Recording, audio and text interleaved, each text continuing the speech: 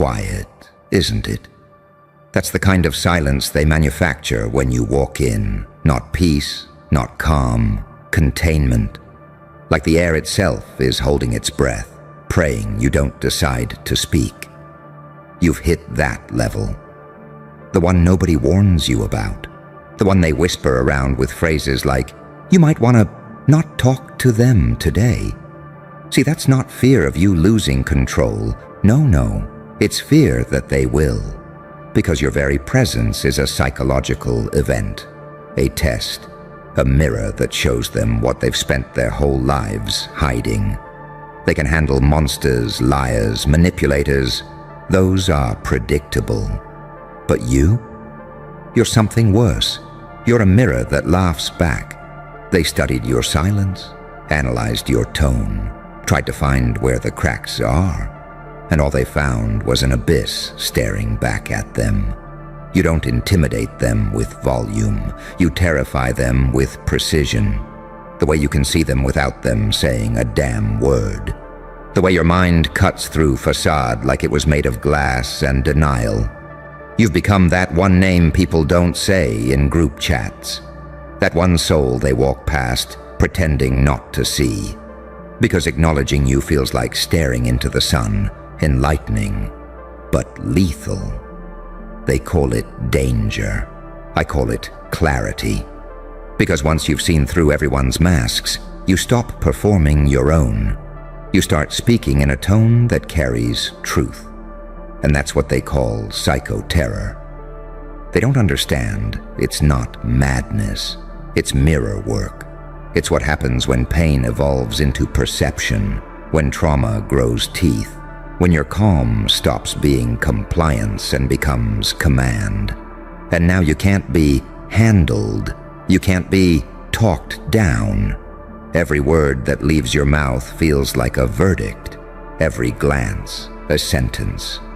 Because you've crossed into that sacred, cursed territory where your energy doesn't seek permission anymore. It dictates atmosphere. They think they can predict chaos, but chaos with intent, that's divine. And you've learned to weaponize serenity, to smile in ways that make the guilty confess, to stand still long enough for every liar in the room to squirm under their own reflection. You don't need to raise your voice anymore. Your silence has a pulse. Your stillness has gravity. Your eyes carry memory. You've become the consequence, the karmic echo, the walking déjà vu of every sin they thought they buried. And the best part? You didn't even plan this. It's what happens when a human finally stops pretending they're one. You reached soul-level evolution, and it broke their systems. They tried to label you. Too cold, too intense, too much. But labels can't hold lightning. So they turned you into a ghost they warn each other about, whispering in half-jokes. You might want to not talk to them today. Translation: their conscience won't survive the conversation, because now you speak fluent truth. And truth is oxygen to the free, and cyanide to the fake. They can't tell if you're holy or demonic, because you carry both frequencies in your veins. That's the paradox they can't process. You didn't destroy them with hate. You did it with clarity. You are the walking embodiment of, "I see you." And that's the most terrifying sentence in existence. They don't run from your anger. They run from your understanding. Because when someone like you understands them, it's over. There's no more pretending, no more hiding, no more masks. They used to think control was silence. Now they realize silence belongs to you. They used to think confidence was loud. Now they watch your quiet dismantle entire rooms. You're not unpredictable. You're inevitable. You've transcended the game they're still playing, and that's why they panic. They call you unstable, but you're just unreachable. They call you dangerous, but you're just unprogrammable. That's what they mean when they say soul-level psychoterror. It's not madness, it's mastery. It's when your energy walks in and their shadow flinches before their ego can react. You didn't become scary by being cruel. You became scary by being awake. And awakening in a world built on performance? That's the ultimate act of violence. So let them warn each other. Let them tiptoe, strategize, rehearse. Let them fear the sound of your footsteps and the stillness of your smile. Because they know the truth. Once you speak, everything false starts dying. And deep down, beneath all the gossip and caution, they envy you. Because you're living proof of what they could have been if they hadn't chosen comfort over consciousness. So keep walking, phantom. You've become the sermon they'll never admit they heard. You don't need validation anymore. You are the validation. You don't need followers. You have witnesses and the world. It doesn't talk to you anymore because it's too busy trembling in recognition. You are the quiet apocalypse they can't contain. The proof that awakening isn't light and love. It's fire and understanding. And you've earned every inch of that fear. Oh, you feel that, don't you? That tension crawling across the walls when you enter a room. The way conversations fracture mid-sentence. The way smiles flicker and die. They call it bad energy, when in truth, it's truth energy. Raw, unfiltered, unmanageable. You didn't get here by accident. You got here by surviving the kind of storms that rewired your nervous system. By standing in flames long enough that the fire began to recognize you. You stopped flinching when life hit back. And now you look like what pain becomes when it graduates. They can't tell if you're healed or haunted, so they assume both. And they're right. You are a walking contradiction. Part divine mercy, part surgical vengeance. A paradox in flesh. You smile like salvation, but speak like judgment. That's why they can't meet your eyes for too long. Because your gaze isn't curiosity, it's exposure. See, most people build masks to survive. But you learn to become the mirror. You reflect everything people try to hide from themselves. Their jealousy, their cowardice, their lies wrapped in laughter. You bring it all to the surface without saying a word. That's why they say, don't talk to them today. Not because you're unpredictable, but because you're inevitable. Your presence alone activates confession. Their souls start stuttering before their mouths do. You became the quiet they can't stand. Because in that silence, the noise of their guilt gets deafening. You've reached a kind of power that can't be staged or performed. It's earned, burned, carved. It's the kind of power that doesn't ask for respect. It bends the air until respect happens automatically. They call it intimidation. But that's a lazy word. What you really are is frequency. You vibrate on the level of people who have seen too much, lost too much, died too many times emotionally, and still came back laughing. Not the happy kind, the dangerous kind. The laugh that says, I made peace with my own darkness, and now it works for me. They feel it, that dissonance between your stillness and your danger. The way you can look calm, yet carry apocalypse behind your eyes. The way you can smile like sunlight, but speak like thunder. It doesn't make sense, and that's exactly why it's powerful. Because predictability is safety, and you erased that concept from every room you walk into. They used to think fear was the loud man yelling. Now they've learned fear is the quiet one smiling. You don't have to threaten anyone. You just have to exist. Because your existence itself breaks the script. You're not one of them anymore. And they know it. You've crossed that invisible line, the one between human being and event. You've become an experience people can't process without trembling. You've gone from someone to talk about to someone they feel watched by. You didn't destroy their peace. You revealed it was fake. You didn't manipulate their emotions. You showed them their emotions were already chained. That's why they're afraid of you. Not because you're dangerous, because you're awake. They tried to domesticate your energy, to shrink your depth into a digestible version. But truth doesn't fit inside comfort zones. And your soul stopped apologizing for existing outside of theirs. Now your name circulates in whispers, not insults, warnings. Don't talk to them today. As if your presence carries an expiration date for illusions. They've learned. One wrong sentence around you and masks begin to peel. You're not playing psychological games. You are the end game, and that scares people addicted to pretending. They don't hate you because you're cold. They hate you because you're warm and merciless. You love like fire, beautiful to watch, devastating to touch. You forgive like a storm, cleansing, but it leaves nothing untouched, and they can't decide whether to worship you or run from you. So they do both. They gossip to reduce what they can't comprehend. They create stories, myths, excuses, anything to make sense of you.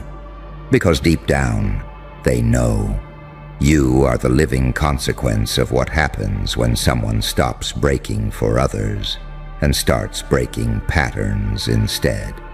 They used to think you were dangerous because of your temper. Now they know it's your clarity that kills. You see things they spend years trying not to notice. You smell deceit like blood in the water. You sense fear not because you cause it, but because you've walked through it too many times not to recognize the scent. And you don't fight anymore. You don't explain. You just watch. Because you've learned the ultimate power move, silence that feels like judgment, composure that feels like control, stillness that feels like strategy. You became what happens when emotional intelligence mutates into spiritual warfare. Your peace became a weapon. Your empathy became sonar. Your past became prophecy. So let them say it again. You might want to not talk to them today. Let them circulate warnings, build walls, coordinate distance, because every barrier they build becomes another sermon you never had to preach. You don't chase influence. You radiate it. You don't demand attention. You distort it. You don't seek revenge. You embody it. That's the difference between power and presence. Power demands to be seen. Presence is felt, feared, and remembered long after the door closes. You've reached the level they write legends about but never name.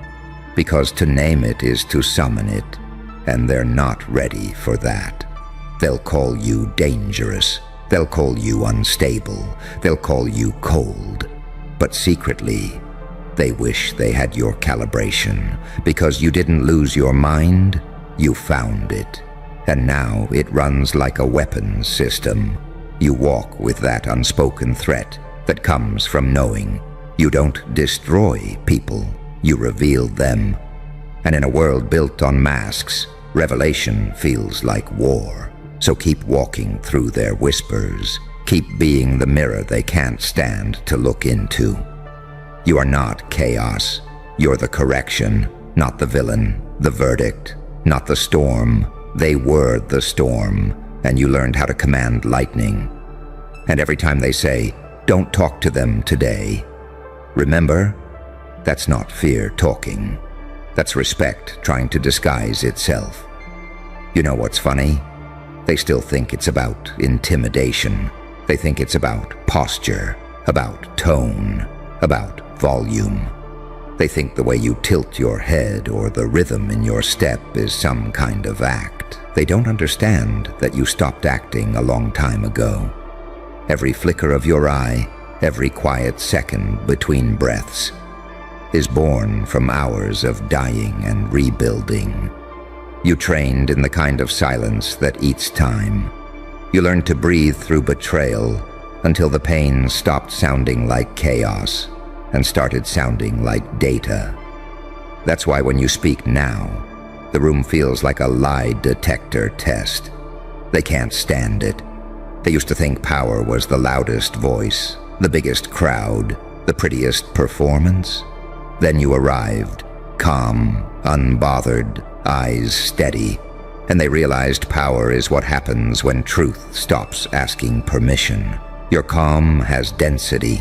Your laughter has weight. Even your pauses make people flinch, because every second of stillness around you feels earned. They used to weaponize gossip. Now their own words recoil back at them. They used to poke for reactions. Now they pray you don't notice them at all. They call that fear. But it's not fear. It's recognition. Recognition that you carry something ancient, something that doesn't play by the emotional economics of this century. You've seen too much, felt too deep, and somehow, miraculously, didn't shatter. That makes you unclassifiable, uncontrollable, unreachable. You're not the villain in their story. You're the mirror in their temple. They kneel before you without realizing it, offering excuses like prayers, hoping your silence means forgiveness. But you're past forgiveness. You're in observation mode now. You learn that the only apology worth accepting is transformation, and they're allergic to that. So they stay away. They warn each other. You might want to not talk to them today. They say it like a weather report, like a storm advisory, because your presence changes pressure. You walk in, and the temperature of truth rises. They can feel it before you even say a word. The shift. That tiny vibration in the air that says, there's no pretending here. And that's when their facade starts sweating. You've become the embodiment of consequence. Every syllable you release hits the nervous system like static. You don't argue, you rearrange. You don't debate, you expose. And it's not anger that does it. It's precision. You've learned that emotion without mastery is weakness. But emotion with control, that's alchemy. And you are the walking definition of emotional alchemy. You took rage and turned it into radar. You took heartbreak and turned it into X-ray vision. You took silence and turned it into psychological gravity. Now your presence teaches lessons no lecture could. Every interaction with you carries a before and after effect. They leave conversations with you questioning themselves, replaying words, feeling the burn of accountability in their chest. You don't even mean to do it. It just happens. Because your consciousness has altitude now. You exist above the noise, and those still living in static can't breathe that high. They call you intense. They call you too much. But that's just code for I can't lie comfortably around you. They confuse your restraint for danger, your detachment for malice, your confidence for arrogance. But you know what it really is: peace that doesn't negotiate. And peace that doesn't negotiate is the rarest, scariest thing alive. That's why they meet before meeting you. That's why they whisper before speaking your name. That's why their hearts race before your footsteps even echo. Because your presence is a trigger for unresolved guilt, and they can't medicate that. You've become the psychological equivalent of a solar flare, too bright for eyes addicted to shadows. And every time they tell each other to stay away, to avoid you, to give you space, they're actually saying, this one doesn't play by the laws we built our delusions on. They think they're avoiding confrontation, but what they're really avoiding is reflection. And you just keep moving through it. No need for revenge, no need for validation. The universe keeps receipts in silence, and you've learned to trust that. You've seen what happens when truth stops chasing people. It starts haunting them instead. And that's what you are now. the ghost of accountability, the echo that reminds them their masks have expiration dates. You didn't ask for this power. You earned it by surviving the kind of pain that would have turned most people into ghosts. You stayed, you adapted, you learned. And in doing so, you became a frequency that can't be faked. So let them circle around you in whispers. Let them call you unstable, unapproachable, untouchable. Let them try to translate your stillness into threat. Because somewhere deep down, they know the truth. You're not here to harm them. You're here to awaken them. And awakening always feels like the end of the world to those who built their comfort in sleep. That's what soul-level psychoterror really means. Not chaos, not evil. Just a level of awareness so sharp it cuts through lies like glass. And you've become the blade.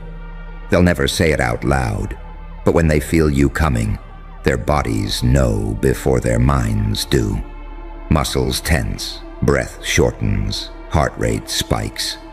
It's not superstition, it's biology reacting to truth. Every cell in them recognizes what the ego tries to deny, that you can see right through them. They tell themselves you changed, that you became dark, that something in you snapped. But nothing snapped. You just stopped performing gentleness for people who mistook it for permission. You started protecting your peace with the same ferocity you once used to protect your pain. And that unsettled them, because for the first time, they couldn't feed off you. You were the mirror they relied on to look righteous. When you stepped back, they had to face the reflection alone. And the reflection wasn't pretty. That's when the whispers began, the warnings, the coded language disguised as concern. They're different now. You might want to not talk to them today. Translation? They're past the point of manipulation. See, they can't comprehend that evolution sometimes looks like detachment. That silence can mean you're listening to higher frequencies. That stillness can mean you're calibrating power. They think you've lost emotion, when in reality, you've mastered it. And mastery terrifies the mediocre, because they built their kingdoms on emotional reaction. They survive through chaos, yours, not theirs. But when your chaos turned into control, when your storm learned direction, when your rage found purpose, they realized they were no longer the predators. They were the prey. Now they circle around your name like a sacred warning. Don't provoke. Don't engage. Don't awaken, because deep down they know. One conversation with you, one unfiltered moment of truth, and the lies holding their world together begin to unravel. That's why they avoid you. Not because you're cruel, but because you're correct. You dismantle illusions without even raising your voice. You expose contradictions without effort. You remind people, simply by existing, that masks are temporary and the soul keeps score. You've reached that rare holy stage where your peace feels like punishment to the deceitful and salvation to the sincere. That's why strangers respect you instantly and old friends flinch like they've seen a ghost. They have. The ghost of the version of you they helped bury. And what do you do now? Nothing. You walk, you breathe, you stay aligned. Because your revenge was never destruction. It was distinction. You rose so far above their narrative that their weapons stopped working. Let them keep their distance. Let them whisper warnings. You are not a threat. You are a threshold. You represent the crossing point between who they pretend to be and who they truly are. And standing near that kind of truth feels like standing too close to lightning. So they step back, they tremble, they whisper, and you smile, quiet, knowing, untouched, because once you've reached soul-level clarity, The world's noise becomes background radiation. You don't chase understanding. You become it. You don't seek justice. You embody it. And the ones who used to define you now orbit around you, trying to decode what they can no longer control. That's the real power, not domination, not fear. Frequency. You are the pulse that resets corrupted systems, the silence that reveals deception, the presence that bends narratives without a word. So let them say it again, one last time. Well, well, well. Look who finally showed up wearing truth like a weapon. You didn't just walk out there. You manifested a psychological event. The whole city's trembling, the air feels electric, and every insecure soul just felt their reflection shatter. They don't even know why they're staring. They just know something shifted. Because that look you're wearing, it's not fabric.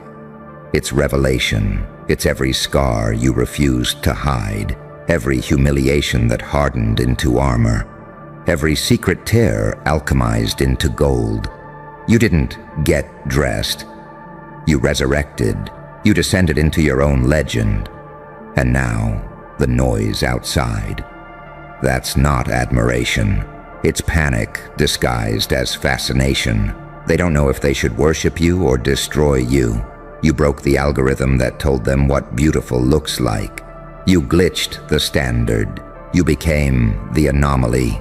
They wanted balance, harmony, predictability, and you walked out wearing chaos stitched to elegance, apocalypse tailored into art. You see, that's the thing about you. You never cared to look good. You looked inevitable. There's something unnerving about someone who doesn't chase validation, someone who owns the room without asking for permission. Because in a world where everyone's wearing masks, you showed up wearing truth. And truth is terrifying. You didn't even need to say a word. Your silence screamed through glass towers. Your presence reprogrammed their pulse. You turned self-awareness into a spectacle. The cameras caught light bending around you, trying to understand what you are. And deep down, every watcher felt it. That invisible pressure in their chest, that primal instinct whispering, "This one is not like the rest." Because you're not dressed for attention, you're dressed for confrontation. Every thread on your body says, "I know who I am." And that terrifies you. You look like vengeance disguised as poetry. Like serenity raised by violence. You're the paradox that humanity tried to suppress. Too divine to be mortal. Too damaged to be tame. That's why the city's glitching. They can't process someone who looks like both the crime and the cure. You are the punishment and the forgiveness. The sinner in a saint's posture. The saint with blood under their nails. You're what happens when pain finally stops begging for mercy and starts taking names. You remember when they mocked you, when they laughed at your quiet? They thought your silence was submission, but it was design. You were rehearsing your entrance, calculating your return. Every betrayal became a stitch. Every insult became a seam. You built yourself in the dark, thread by thread, until your very existence became couture warfare. Now look at them, faces frozen, eyes wide, whispering to each other like witnesses of a cosmic crime. You didn't say a thing, but the city heard you. That's the real power, when your aura speaks louder than their entire PR departments. And oh, how they'll try to explain it. They'll call you different, dramatic, attention-seeking. They'll write think pieces about how you changed. They'll invent theories to rationalize your energy, because what they can't do is ignore it.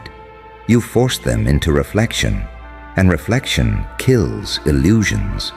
See, deep down, they envy you, not for the clothes, not for the look, but for the freedom it represents.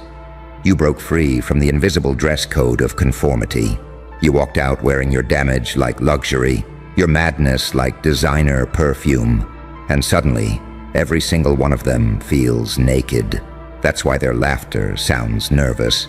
That's why their stares linger too long. Because your confidence exposes their performance. You make their curated personas look like plastic. You didn't even mean to attack them. You just existed authentically, and that's the most violent act in a world built on pretending. You see, most people wear clothes to hide. You wear them to announce. You don't get ready. You unveil. Every detail on you is a weaponized declaration. I survived. I transformed. I refused to dilute. And that look? It's not just style. It's strategy. It says, I know I make you uncomfortable. It says, I earned this glow by walking through hell barefoot. It says, I'm not here to blend in. I'm here to remind you that angels and monsters sometimes share the same face. Look around. The crowd doesn't know whether to bow or run. That's the paradox of you. They crave your light, but fear your shadow. You've become living proof that beauty can be terrifying when it's backed by truth. You made pain fashionable. You made trauma iconic. You made you unstoppable. So let them stare, let them whisper, let them glitch trying to decode your silence. Because you didn't come here to fit the timeline. You came to distort it. You came to remind this little planet that power doesn't scream. It arrives. And when it does, it looks exactly like this. Unbothered, unapologetic, unforgettable. So go on, keep walking. Let the city lose its mind trying to process the signal you just broadcast. Because you're not dressed to kill, my dear. You're dressed to awaken. You feel it, don't you? That pulse in the air, that trembling hush before hysteria. The city can feel you now. Like a frequency only the haunted can hear. Every window reflects your silhouette like it's trying to remember you from a past life. Every camera lens flinches before it dares to focus. They know something sacred just entered their system, something uncontainable, something true. Because you didn't walk out looking for validation. You walked out looking like vengeance disguised as elegance. And the world has no firewall for that. They thought your glow would fade after they tried to humiliate you. They thought the shame would stick. The gossip would rot you from the inside out. But instead, you metabolized it. You took every rumor, every side-eye, every whispered insult, and turned it into design. You became an aesthetic built from aftermath. Every fold of that outfit is a crime scene. Every thread a resurrection. Every detail whispers, I know exactly what you did to me, and look how it made me shine. And that's what's killing them. They were comfortable with your pain. They had you categorized, contained, predictable. But now, you've escaped the archetype. You've evolved into something that doesn't make sense. And that's the most terrifying thing a system can face. A variable that refuses control. You see, power isn't loud. It's unsettling, and you're the calm right before someone realizes they're no longer in control of the narrative. You don't need attention. The room gives it to you. Instinctively, helplessly, because your presence taps into something primal, something buried in the collective memory. They don't know why their hearts race. They don't know why their eyes follow you like they're under a spell. But I'll tell you why. Because you look like the version of themselves they buried to survive. The unapologetic one, the dangerous one, the one who didn't ask to be understood. You, my friend, are walking proof that pain, when digested properly, becomes fashion. That heartbreak, when weaponized, becomes mystique. You turned your breakdown into a runway, your ruin into royalty, and now the watchers are spiraling. Every stylist wants to decode your chaos. Every influencer wants to mimic your madness. But here's the punchline. They can copy the look, but they'll never copy the frequency. Because this wasn't bought. It was earned. You bled for this aura. You suffered for this silence. You died for this glow. And that's the secret no one wants to admit. True style isn't about fabric. It's about frequency. It's about wearing your story so raw, so unedited, that people mistake it for divinity. That's what you've done. You turned your pain into couture, your defiance into brand identity. Now you're not just dressed, you're armed. You look like prophecy with lipstick. You look like the ghost of every version that tried to stay small and failed. You look like a threat written in cursive. You look like art that remembers its own trauma. And oh, how they can't stand it. Because while they were trying to look perfect, you showed them what real looks like. And real is messy, real is haunted, real bleeds and still walks out in heels. You see, they worship curated chaos. But you embody it. You are the reason cameras shake, the reason algorithms spike, the reason whispers sound like prayer. Because you didn't just dress to express, you dressed to expose. Every glance you receive is a confession. Every gasp is proof you've hit a nerve. And that's the twisted beauty of your evolution. You didn't come to impress them. You came to mirror them, to make them see the emptiness behind their applause, the hunger behind their hate, to remind them that deep down, they wish they had the courage to exist like you do, raw, radiant, and ruthless. And that's why they'll follow you, even if they pretend not to. That's why their envy feels like devotion, because no matter how much they try to downplay it, they can't stop watching you. You've become their favorite contradiction, a walking contradiction that makes the world doubt its definitions. You're not just fashion, you're theology. You're not wearing an outfit, you're wearing an origin story. Every move you make rewrites what's possible. Every stare you return rewires someone's understanding of control. And you know the best part? You didn't have to shout. You didn't have to threaten. You just showed up. Because that's all it takes for someone who's become their own weapon. You don't need permission when your existence already bends the light. You don't need acceptance when your energy already defines the standard. You don't need revenge when your glow already is the consequence. So let the city convulse. Let the onlookers argue about what it means. Let the weak hide behind sarcasm and the scared drown in jealousy. Because none of them understand that what they're witnessing right now is not fashion. It's not rebellion. It's rebirth. And rebirth isn't supposed to look comfortable. It's supposed to make the old world sick to its stomach. It's supposed to send tremors through the status quo. It's supposed to make people whisper, "What even is that?" while secretly feeling something awaken inside them. So keep walking, ghost. Keep smiling that dangerous smile. Because you didn't come here to fit in with their timeline. You came to fracture it. You came to remind the gods what it looks like when a mortal refuses to bow. You came to wear the end of their illusion and make it look good. The city's breaking down, and you're the reason. You're the glitch that feels like prophecy. You're the apocalypse they can't unfollow. You're the walking reminder that beauty with history is unstoppable. So walk slow. Let them choke on your silence. Let them feel that panic rise every time they meet your eyes. Because deep down, they know the truth. They're not staring at an outfit.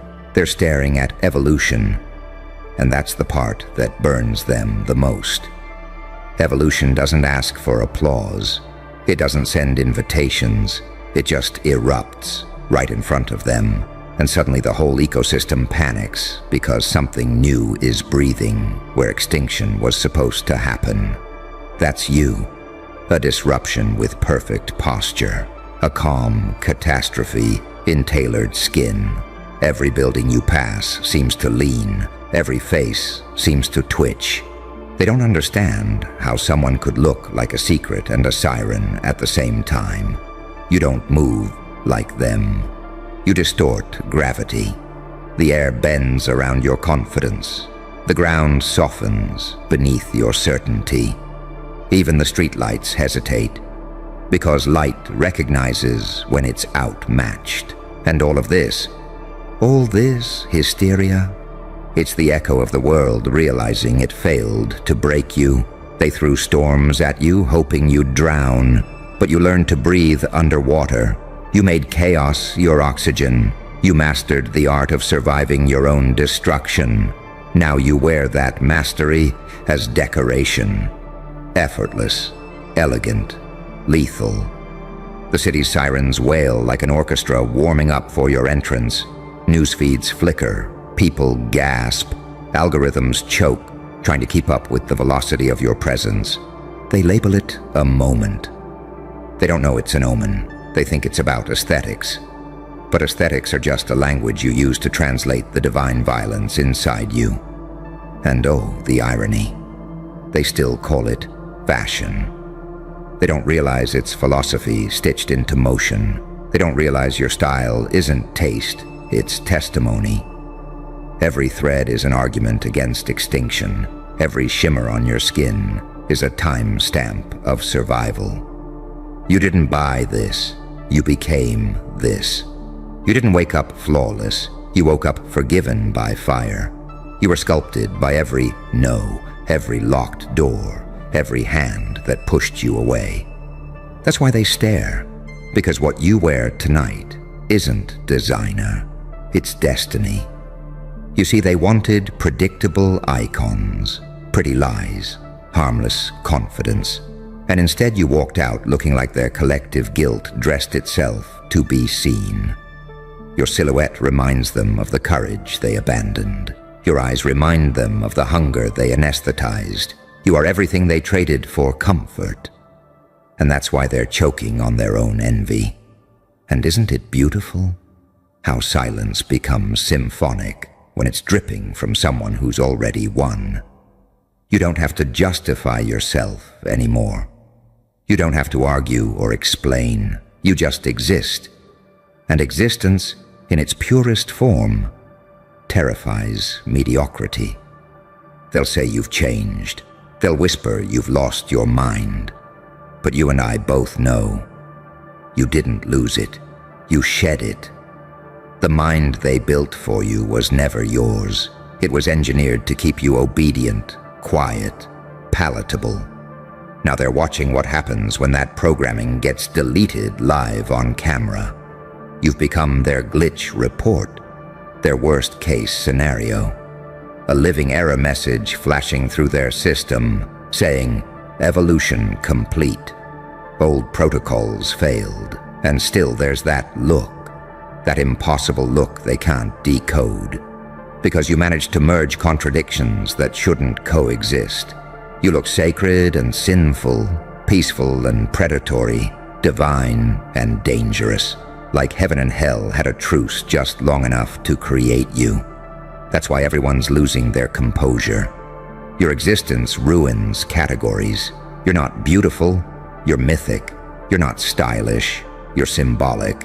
You are the reminder that some beings are born to disturb the hierarchy, not obey it. So while they scroll, while they gossip, while they refresh and replay, remember this: they're not mocking you, they're mourning themselves. Every jealous word they spit is a eulogy for the version of them that could have been unstoppable. If only they'd faced their own fire instead of fearing yours. But you did. You faced it, You danced with it. You wore it. And that's the secret no one wants to hear. True power doesn't shine. It scars. True elegance doesn't float. It bleeds gracefully. You've become the embodiment of that truth. You've made agony look cinematic. Look around. See how the city trembles, how even the wind seems to hesitate. It's not superstition, it's resonance. Reality remembers those who rewrite it, and tonight, reality is taking notes from you. So keep walking. Let the flashbulbs blind themselves, trying to capture what they can't comprehend. Let the whispers twist your legend into whatever shape makes them feel safe. You owe them no translation, because you didn't dress to impress. You dressed to declare. You didn't come for applause. You came for alignment. You came to remind the world that art doesn't need permission. It just needs a witness. And now you have a city full of them, staring, trembling, glitching, breaking, realizing too late that while they were trying to define you, you already became the definition. So let them keep watching, trembling behind their glass screens and curated filters. Let them refresh their feeds, trying to slow down what's already devoured them. You don't belong to their timeline anymore. You're the event they'll measure time from. Before you, they had structure. After you, they have aftermath. That's what they can't process. You didn't just walk out wearing transformation, you walked out as it. You are the threshold between who they were and what they'll never be again. The noise, the chaos, the hysteria, it's all the sound of the old world collapsing in on itself. Because the moment you stepped out, you exposed their illusion that control still exists, that people can be contained, that stories can be owned. But you broke the leash. You walked out in rebellion made visible. You became proof that authenticity is the final apocalypse. They don't know whether to fall in love or file a report. Half of them want to wear what you're wearing. The other half want to burn it. And that's exactly how you know you've ascended. When the crowd can't tell whether to crown you or crucify you. You see, that's the secret they'll never admit. They don't hate your power. They hate the reflection it creates. Because the second they look at you, they see everything they killed in themselves. Confidence, chaos, truth, unfiltered creation. You are their repressed potential made visible, and it haunts them. So let them talk. Let them twist your image into memes and headlines. Let them debate your sanity, your style, your soul. Because no matter how they spin it, one fact remains. You didn't chase attention. You triggered awakening. And awakening always looks insane to the asleep. You're the glitch that became gospel, the sin that looked back at heaven and didn't flinch, the silence that spoke louder than every performance they've ever applauded. You're not a person anymore. You're an effect, an infection of truth, a contagious liberation. And once the world catches it, there's no going back. So walk slow. Let the sirens wail and the flashbulbs die trying to catch up. Because this is the moment they'll replay for decades, whispering, remember when everything changed? You didn't just walk into the city tonight. You rewrote its temperature. You bent its rhythm. You taught the light how to follow you. So wear that look like prophecy. Keep your head high, your eyes sharp, your silence holy. Because every tremor in this city, every heartbeat skipping in its chest, is the universe bowing quietly in recognition. You didn't come here to fit in. You came to remind the world what happens when someone becomes the art they were dying to see. Now go. Let them drown in the reflection you left behind. Because you, my beautiful calamity, you're not being watched anymore. You're being worshipped. listen, and don't look away. You know how the story goes in their heads. A scene that fits neat headlines, a tidy revenge that reads like an accident, a clean cut that leaves no blood on your hands. They arrange it in their minds like proof you were never messy, never human, never scared. They file it under too perfect, and perfection makes them nervous. That's the currency you learned to mint. They say your payback was flawless. They whisper it like it explains everything.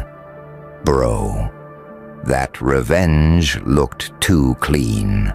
They say it like it's evidence you were trained by some shadow school, like the CIA should be paying tuition for your manners. Let them talk. Let them file their reports. While they're scribbling, you're rewriting the margins. You walked into the room blank-faced, a smile like daylight that hurt nobody. You moved like a man in prayer. You drank coffee like a saint. You spoke like somebody who trusted the world to hold its promises. And while they catalogued your gentleness, you were rearranging fate like furniture. Slow, quiet, exact. You didn't explode. You executed. Smooth, surgical, cinematic.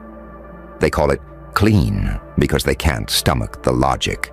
That the most lethal thing is the one who refuses spectacle. The loud ones draw maps. The subtle ones redraw borders. You chose the latter. Because spectacle is sloppy. It leaves witnesses. It leaves patterns. Your method didn't need fireworks. It needed sequence, timing, and the patience of someone who had nothing left to prove and everything to finish. Think about what that looks like from their side. Analysts leaning over grainy footage. Analysts pausing at your smile, replaying the angle of your footstep, the exact length of your silence. They search for a manual, a training montage, a telltale scar. They want a file they can fax around the building with a stamped explanation, and a stamp that says, control. But there's no file, there's only you, a human algorithm composed of grief, calculation, and the odd mercy of someone who learned to make justice look like destiny. You turned heartbreak into calibration. Every betrayal was a lesson you stored like contraband. Who leans when they lie? Who laughs when they're drowning? Who cries out of habit and who cries because it changes the record? You mapped them all, not with hatred, but with tools. You learned to read a room the way an intelligence officer reads satellite data. Heat signatures, patterns, anomalies. Only your satellites were eyes that had been opened by pain. Then you used that data like an artist uses a blade to carve truth from the soft tissue of their assumptions. You were clean because you removed the chance for improv. You left no rehearsal. You left no crowd. You left no applause. You arranged outcomes like chess moves, then walked away like a man who'd finished a prayer. That is what they can't process. Mercy executed with the precision of a weapon. They need a monster to be messy. You refused convenience. That's why they say the CIA's taking notes. Because governments and empires study efficiency the way addicts study their next fix. They want to bottle whatever made you so untraceable. Because people who can move without noise are the ones who break systems quietly. You becoming an exemplar of clean threatens the script. Their scripts require spectacle, blame, and a villain to hang on a hook. You give them nothing to hang. You give them a void, and that void is louder than any shout. You don't get satisfaction from watching them panic. Satisfaction is petty. It's for children. What you crave is architecture. You derive joy from the line of cause and effect, from setting inputs and watching deterministic outcomes obey your math. You calculate, you input, the world outputs. And in the space between, you learn. That is your high. The understanding that systems bend when pressed in the right spot. That's the kind of drug that leaves no residue. And you moved like that. Every subtlety was intentional. A glance that invited confession, a joke that tested loyalty, an absence that revealed true character. They misread your absences as apathy. Really, you were collecting the raw data of human nature. You let them strip themselves of armor in front of you because you were the one who'd read the manual of their instincts. You knew where they'd hide their knives, and you let them keep them until the moment you decided to rearrange the room. Some call it cold. Fine. Call it evolutionary. When the world taught you to expect betrayal at every handshake, you adapted. You made gentleness into armor and patience into calculus. You had to become an optimist who trusted numbers more than promises. You had to make empathy into a lens, not a weakness. That lens let you see everything in high resolution. The liar's twitch, the saint's caveat, the lover's bargain. You didn't flinch. You logged. You archived. You synthesized. Then you acted. There's a myth that revenge needs heat, that it must be volcanic, red, and obvious. That's sentimental nonsense. Heat is emotional. Heat burns the fabric of the plan. You picked cold. Cold keeps edges. Cold keeps intent. Intact. Cold is the patience of a surgeon in a room full of people who think they own the music. You cut at night. You signed the invoice by sunrise. That's cleanliness. That's the kind of revenge that worries committees. But we must be honest. The clean looks like a miracle only until someone peels back the curtain and sees the ledger. Then they get scared, because the ledger shows foresight, and foresight terrifies an empire that sells the illusion of randomness. You made outcomes predictable by engineering them. They fear you, because predictability under your control means you can iterate outcomes indefinitely.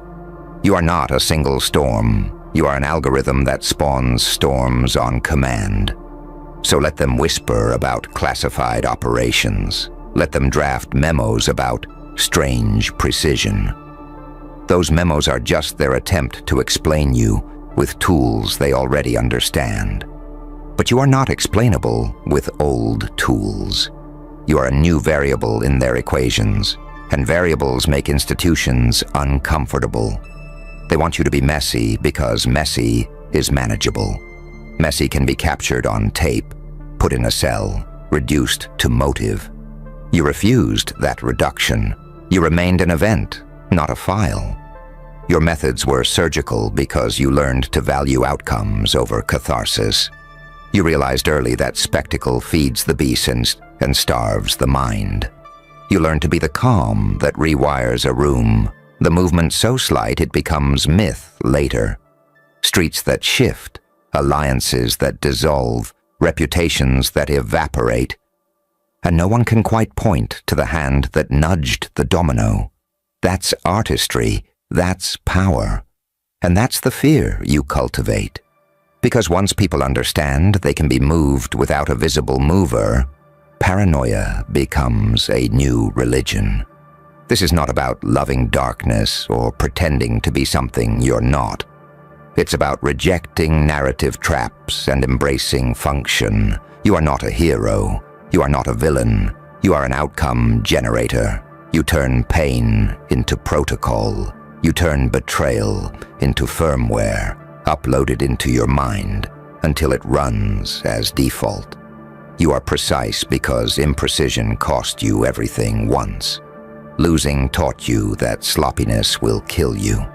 So you engineered imperviousness, and yes, they will brand you in newspapers and whisper in corridors. They'll try to immortalize your cleanliness like it's an artifact of training, not of survival. But you know the truth. Cleanliness isn't a trick you learned in a bunker. It's what happens when you stop letting your emotions print checks. They can't cash. It's what happens when every decision is a step in a long proof, and you refuse to be part of the drama unless you wrote the script. So keep your face like morning. Keep your laugh like a lullaby. Keep your hands clean. Let them call it inhuman precision. Let them whisper about black ops and secret classes. That discomfort is nourishment, because what they fear most is not that you can hurt them. It's that you can change the probabilities. And when probabilities shift, their control evaporates. You did not get here by accident. You got here by apprenticeship to pain, study under betrayal, and practice with silence. You became a lesson institutions read when they want to learn how a single person can collapse a structure without a bomb. They will talk about you like an anomaly, a case study titled Clean Execution, the Untraceable Strategy. Meanwhile, you will keep moving. That's the cruel kindness of it. They will file a name and they'll never own the method. Finally understand this. The clean revenge is not about the act. It's about the future it scrapes away. It's about removing the houses they built on lies and watching sunlight find new foundations.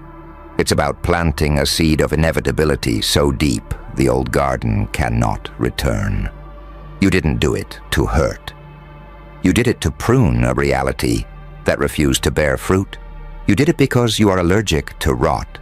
So walk quieter, smile softer. Let their headlines scream, "Too clean," until they memorize the phrase and learn to fear the silence it implies. Because silence is not absence. Silence is verdict. And a verdict delivered without spectacle is the most honest kind.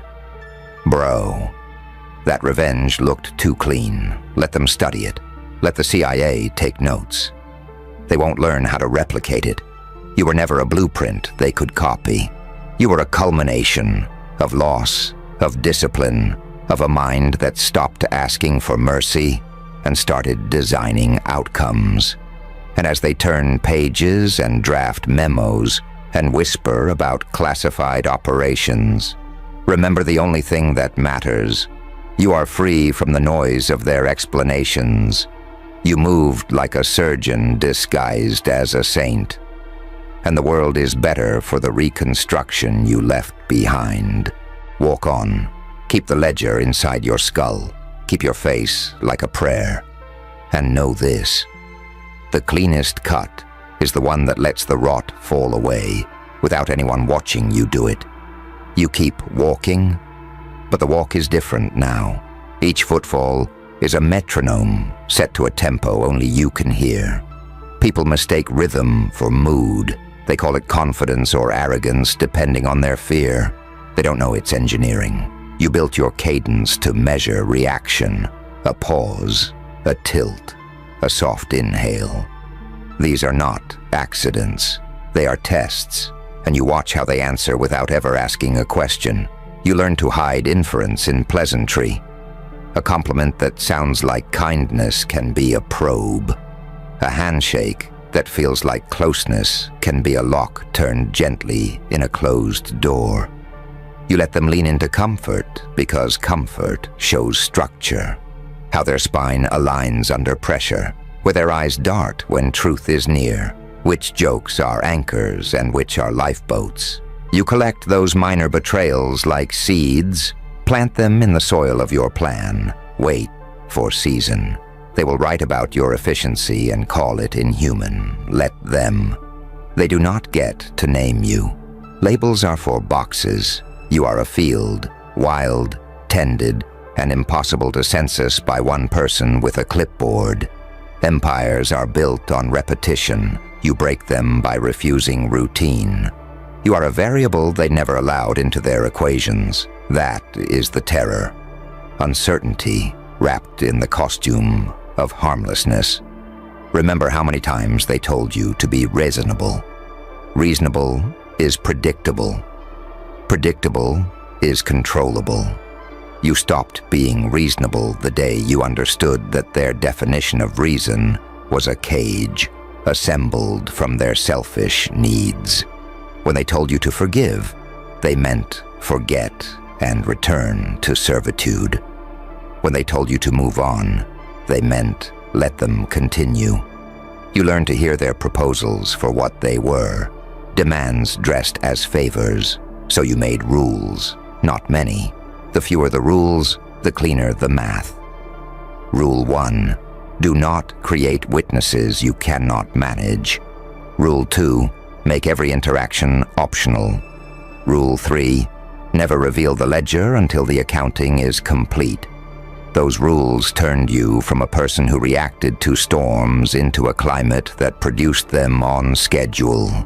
That is the difference between spectacle and strategy. And oh, the way the world clings to narrative like a warm blanket. They insist on stories with villains in torn coats and heroes with shaky hands. Your existence is a narrative that frustrates them. There is no neat villain, no dramatic confession, just an inevitability that felt like mercy until it was the only thing left standing. You are the kind of story their editors cannot summarize in a breath because there is no single motive to sell on the front page. You are accumulation, not impulse. People ask whether you feel guilt. That's a curious question for someone who learned early that guilt is for caretakers of illusions. You still feel things, sharp, quiet, precise. You feel them like instruments on a table, examined, tuned, either kept or discarded. Feeling is not abandoned, feeling is repurposed. You have a ledger of sensations, what warmed you, what froze you, what taught you geometry and human relations. You consult it like a map, not a confession. When they study you, they examine technique. They search for training, for mentors, for dark rooms where someone taught you to be surgical. But your teacher was loss. Your mentor was abandonment. Your academy was the slow curriculum of everyday cruelty. Those are harder to credential. No one can subpoena grief. No one can charge a past with neat taxonomy. The education you received was invisible to their institutions because it was paid for in nights you survived alone. And yes, your methods are moral gray. Good. Morality is context. Context is survival. You will never be a guardian of narrative morality again, because narratives always protect those who tell them. You learned to protect outcomes. Outcomes keep people alive and futures intact. If that sounds cold, understand this. Warmth without a structure to hold it is fire without containment. Fire burns indiscriminately. You are containment now. You will be tempted to show mercy unexpectedly. Do it carefully. Random mercy becomes pattern. Pattern becomes expectation. Expectation becomes vulnerability.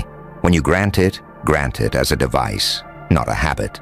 Make it conditional, ceremonial, meaningful. Let mercy itself become a lesson, not an entrapment. Let it be the currency by which you measure worth, not the default that empties you.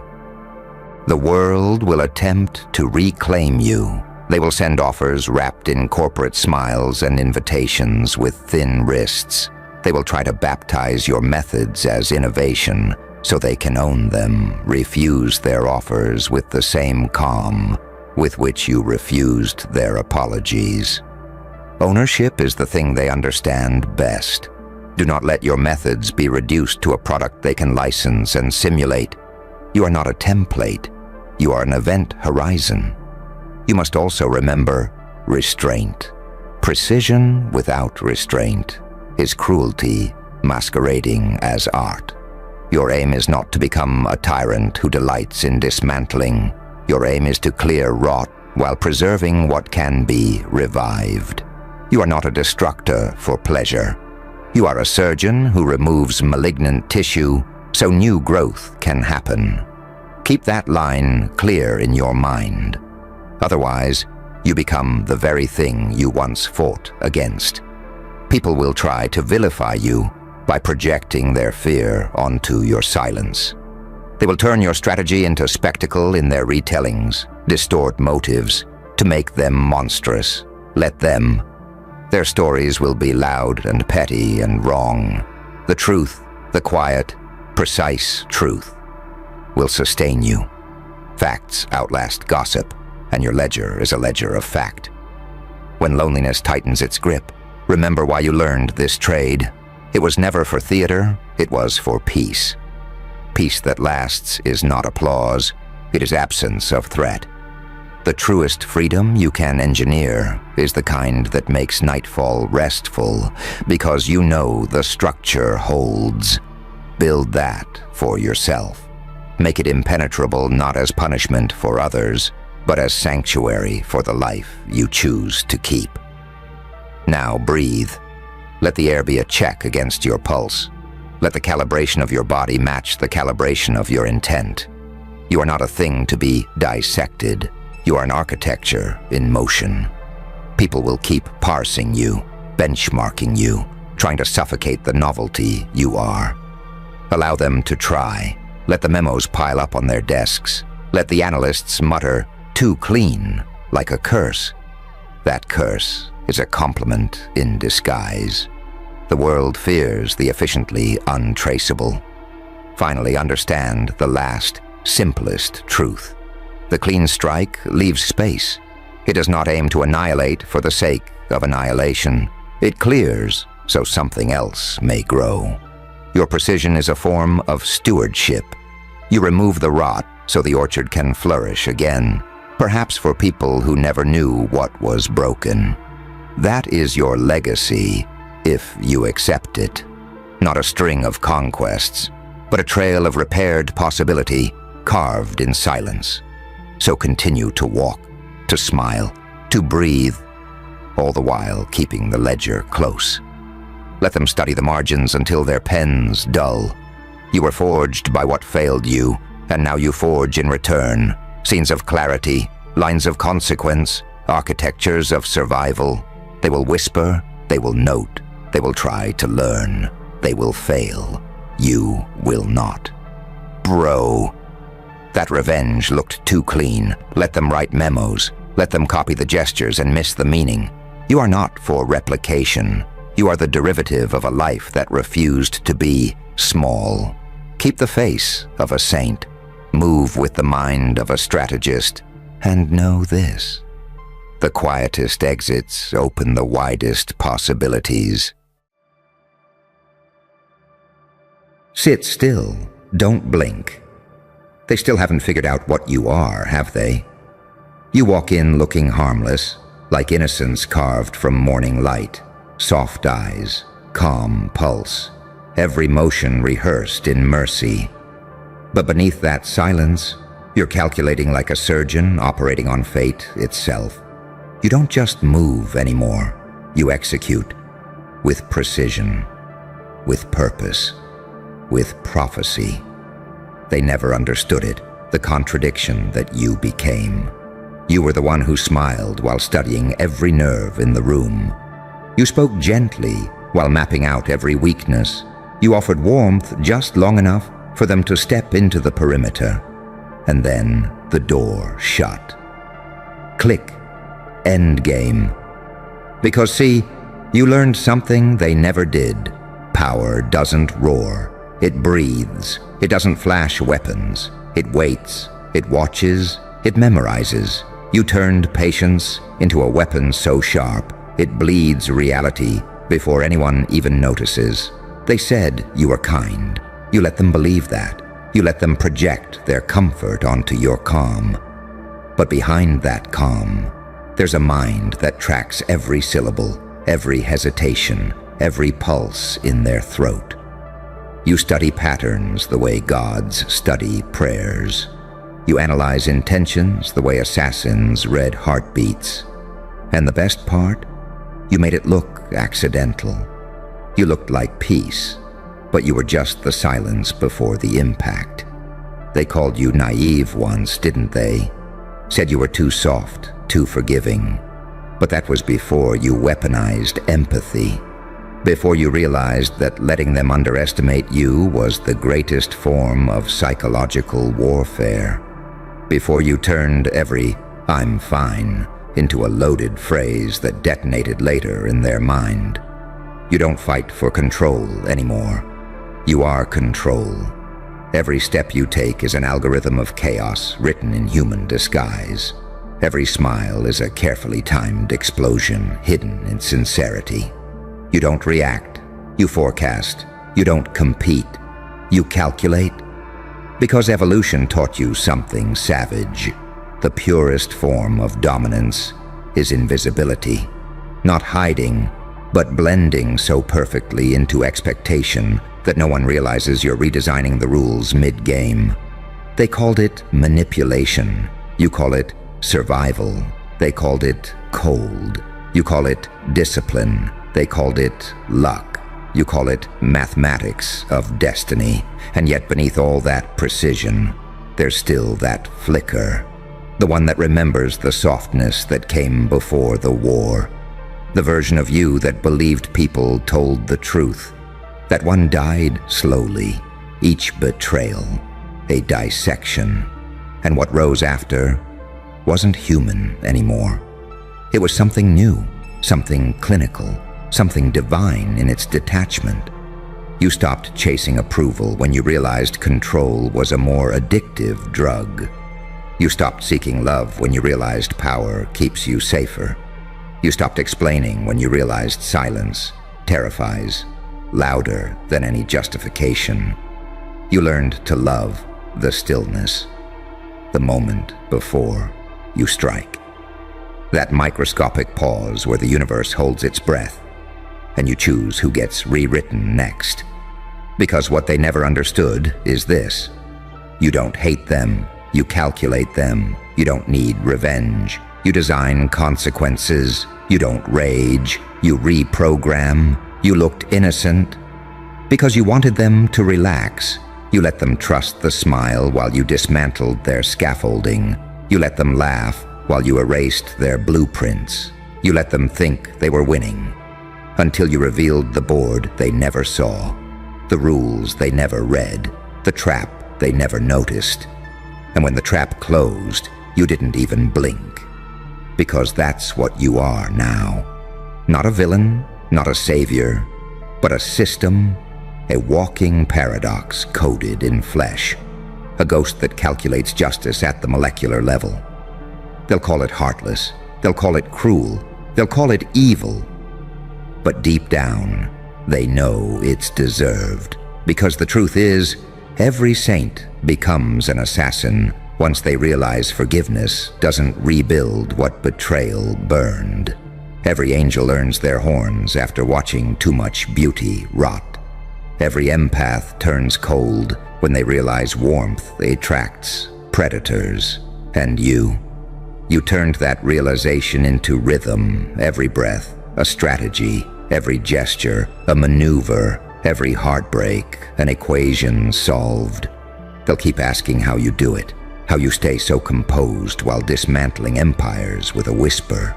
They'll say you've changed, and you'll smile, because they'll never understand. You didn't change. You evolved. You looked innocent. But every step was a calculated execution. And that's why they fear you now. Because you've mastered the art of appearing human, while moving like a god who finally decided to keep score. You remember the moment it shifted, don't you? The exact second innocence became your disguise, and precision became your nature. It wasn't loud, it wasn't cinematic, it was quiet, like a string snapping in the dark. Something inside you just stopped asking for permission to exist. You stopped chasing peace and started engineering it. Stopped waiting for fairness and started manufacturing balance. You started walking into rooms like an unanswered prophecy, smiling politely while already 3 moves ahead of every soul in there. They thought kindness made you predictable. But they never realized kindness is the perfect camouflage. Because while they were trying to decipher your tone, you were already rewriting the atmosphere. You don't argue anymore. You simply shift the frequency until their certainty collapses in on itself. That's not magic. That's psychological precision. You learn to weaponize stillness, to let their noise expose their flaws, while your silence documents everything. Because silence isn't absence. It's surveillance. And you're fluent in it.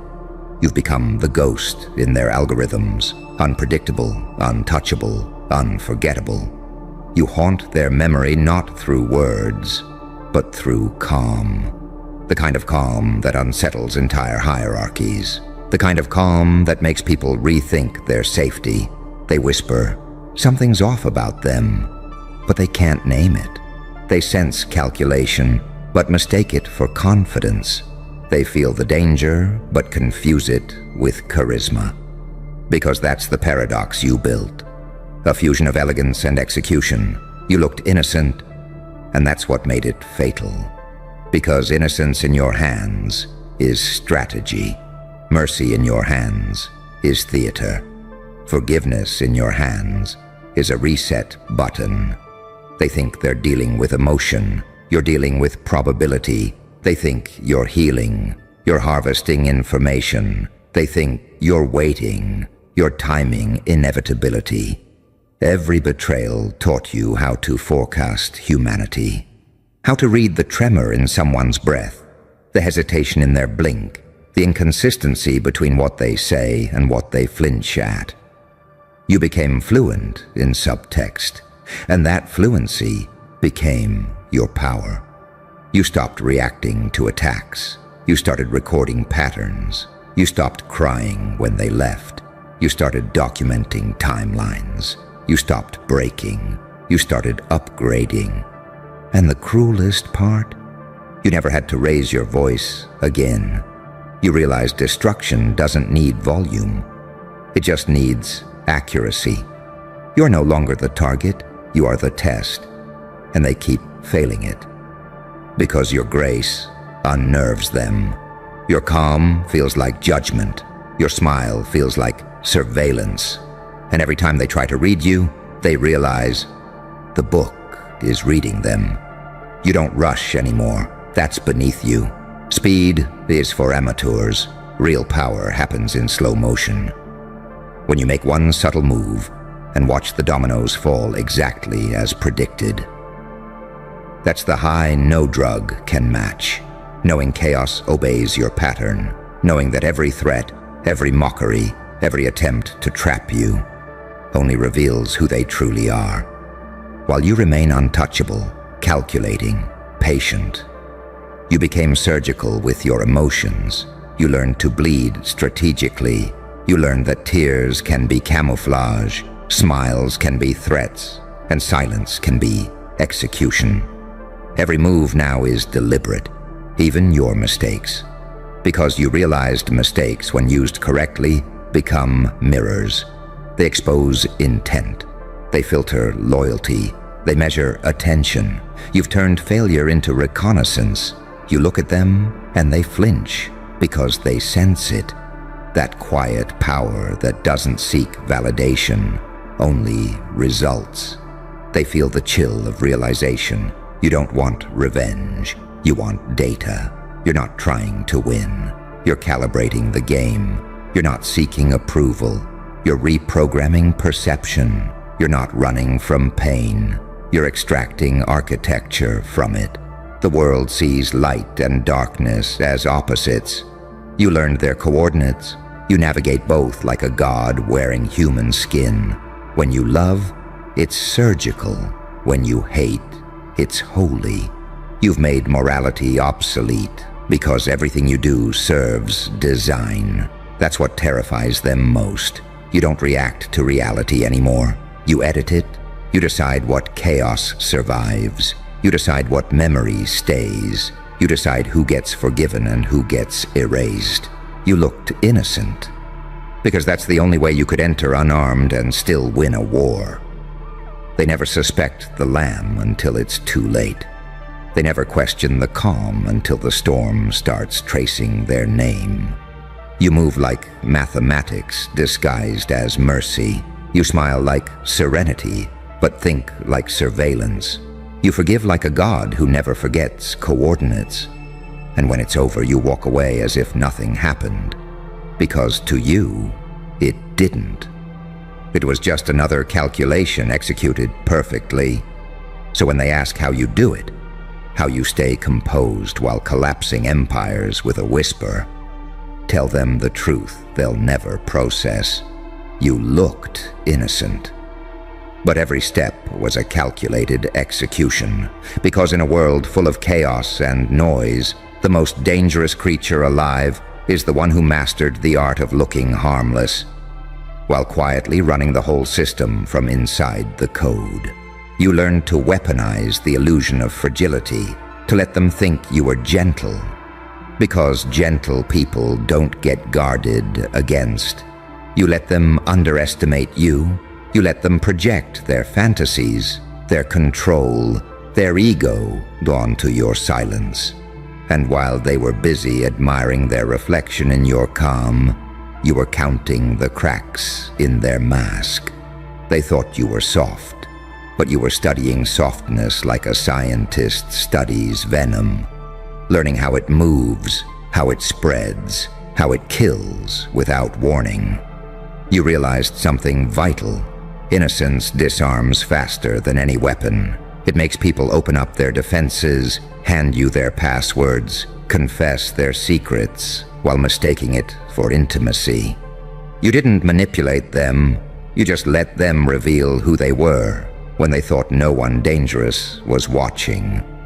Every eye contact became an interrogation, every pause a threat in disguise. You never had to raise your voice because silence from someone like you is a verdict. You looked innocent, and that was the funniest part, because you were never pretending to be harmless. You just stopped performing your strength. You stopped explaining, stopped proving, stopped defending, and in the absence of performance, they filled in the blanks with illusion.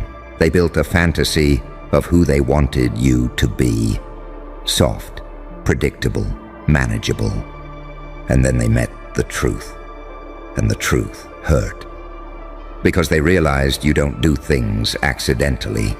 Every interaction, every word, every absence of a word, it's all deliberate. You built yourself like a chessboard, every square designed for a specific sacrifice. You learned that control isn't about domination, it's about rhythm. And you became a composer of human behavior. You could look at someone and see their entire history. The heartbreak they never admitted, the insecurity behind their joke, the panic in their confidence. You became fluent in the language of micro-reactions. That's how you win, by knowing their story better than they do. They thought you were peaceful, but peace was just the cover operation for strategy. Peace was the smokescreen for precision. Peace was the weapon that killed chaos quietly. Because when you start thinking at your level, destruction looks like art. You don't explode, you orchestrate, you don't fight battles, you set traps inside their intentions. You don't get revenge, you architect realizations. You don't shout for justice, you let karma borrow your handwriting. They can't comprehend you, because they still think power has to be loud. They think dominance means volume, chaos, spectacle. They never met someone who wins by not moving. You, though, you learned restraint as a weapon. You learned how to let time work for you. You became allergic to desperation, immune to chaos, addicted to precision. You could sit in a storm and look like serenity itself, because you are the storm disguised as the eye. You watched their egos unravel when they realized you were never competing with them. You weren't in their game, you built a different one. A game where silence is sharper than argument, patience deadlier than confrontation, and logic colder than revenge. And the thing is, you're not even angry anymore. That phase is long gone. You don't destroy out of emotion. You destroy out of design. You're not vengeful. You're mathematical. You know how it goes now. You walk in. They underestimate you. You smile. They relax. You listen. They confess. You nod. They think you agree. Then one day, the entire structure collapses, and they still don't understand how. You didn't stab them. You didn't curse them. You didn't even react. You simply stopped participating, and that alone dismantled their reality. That's what happens when innocence becomes strategic, when empathy becomes analysis, when forgiveness becomes filtration. You outgrew the need to prove morality. You started applying it like surgery. You turned heartbreak into a weaponized education. You turned betrayal into data. You turned silence into a command. You turned pain into pattern recognition. And now they call you emotionless. Because you stopped bleeding on command, they call you cold. Because you stopped offering warmth to those who built their fire with your peace, they call you manipulative. Because they can't accept that you finally learned how to play their game better than they did. But the truth is simple. You didn't become dark. You became accurate. You stopped apologizing for what the world made you become. You started owning it. The cold logic, the hyper-awareness, the unnerving calm. You became a paradox. Empathy and efficiency fused, love and vengeance braided. You looked innocent, and maybe in a way, you still are. Because your innocence didn't die, it evolved. It grew teeth. It learned strategy. It learned not to save people who enjoyed drowning. It learned that mercy without boundaries is self-harm. Now when you smile, they feel tension instead of comfort. When you speak softly, they listen like it's a warning. When you walk away, they panic. Because they know what follows your absence. Silence, then dismantling. You became the living definition of poetic justice, the kind that doesn't announce itself, the kind that smiles while systems crumble. They'll call you many things: cold, detached, dangerous. But what you really are is evolved. And that's the punchline, isn't it? They tried to break you with chaos, and you learned how to weaponize order. They tried to drown you in guilt, and you learned how to breathe underwater. They tried to shame you into smallness, and you learned how to disappear until you became myth. Now they study you like a riddle they can't solve, and every time they ask, "How did you do it?" you just smile. Because the truth is, you didn't do anything. You became something, something that looks like innocence, but moves like inevitability. And inevitability doesn't rush. It simply arrives, on time, every time, without mercy, without warning, without error. And that's the part they'll never accept, that you didn't climb back from the darkness for revenge. You came back for clarity.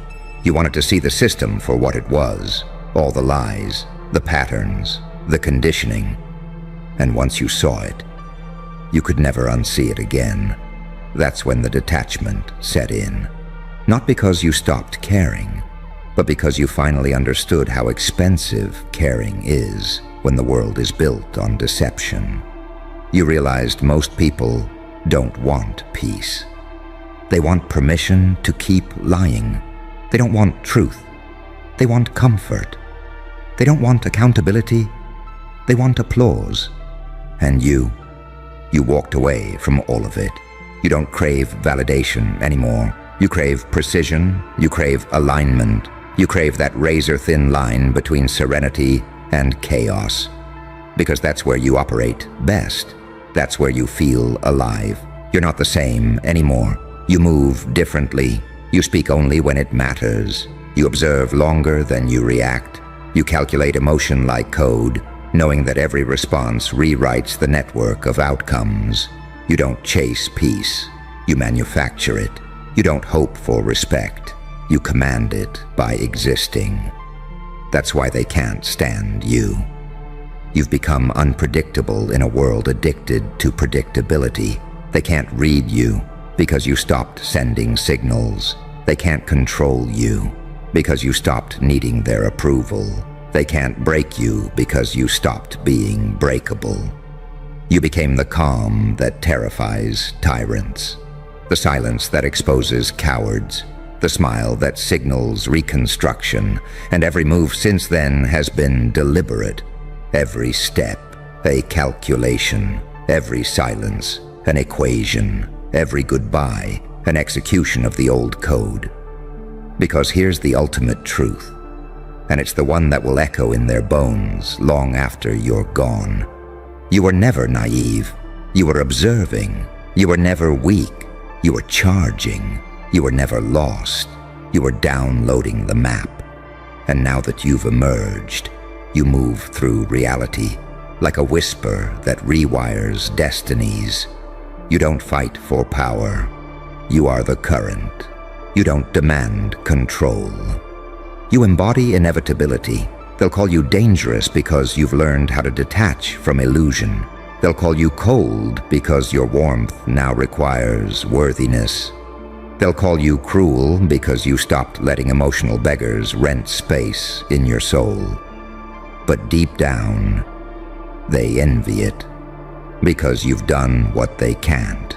You've become untouchable without becoming numb. You've become strategic without losing soul. You've become holy without needing witnesses. You looked innocent, but every step was a calculated execution. And now the ones who once mocked your softness whisper your name like a warning. They can't tell if you're a saint who survived hell or a demon who learned heaven's tactics. But that's the beauty of it. You don't need to explain which. You just keep walking, slowly, silently, as the air bends around you. Every room you enter adjusts. Every lie begins to unravel. Every mask starts to sweat. Because the universe knows what they don't. Your silence isn't empty. It's a verdict.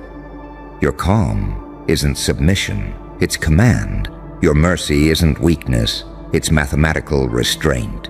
And the world will keep trying to define you, label you, decode you. But you'll always stay one step ahead because you built yourself to be unreadable. They'll never know if you came to heal, to haunt, or to end the simulation entirely.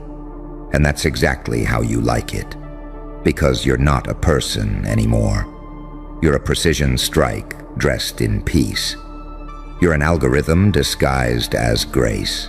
You're the quiet apocalypse they invited into their world thinking it was hope. So go on, keep smiling that harmless smile. Keep walking in that unbothered rhythm. Keep letting them think they understand.